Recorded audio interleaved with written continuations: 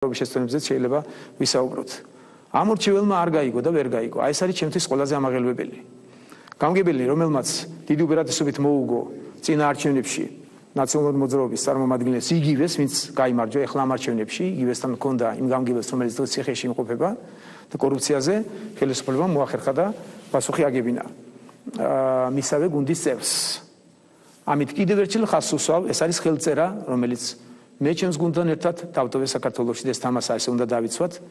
საკუთარი გუნდის წევრი არ დაზოგეს, მაგრამ შედეგი არის შემაშფოთებელი, რომ საზოგადოება ნაცვლად იმისა, რომ სწორედ შეეფასებინა, დასაჯა მართველი გუნდი ამისათვის და ნაციონალურ მოძრაობას დაუჭირა მხარი.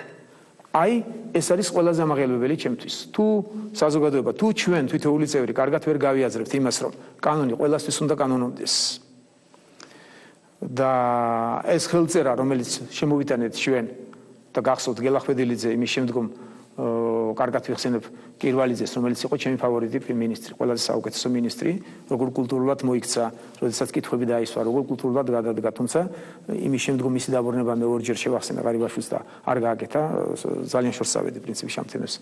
ძალიან განვითარდი. ეს ხელწერა, რომელიც ჩვენ მოვიტანეთ განსხვავებით იმისგან, რაც ნაციონალურ მოძრაობას ჰქონდა, რომ ამ გუნდს ჰქონდა ყველაფრის უფლება, კანონს არაფერთ არ დაგიდევდათ და სხვებისგან ითხოვდა და საშინელ დღეში ყავდა მთელი საზოგადოება, ჩვენი გუნდის წევრებიდანაც ისევე ვითხოვდით კანონის დაცვას და უნდა მოვითხოვოთ ეს მომავალშიც.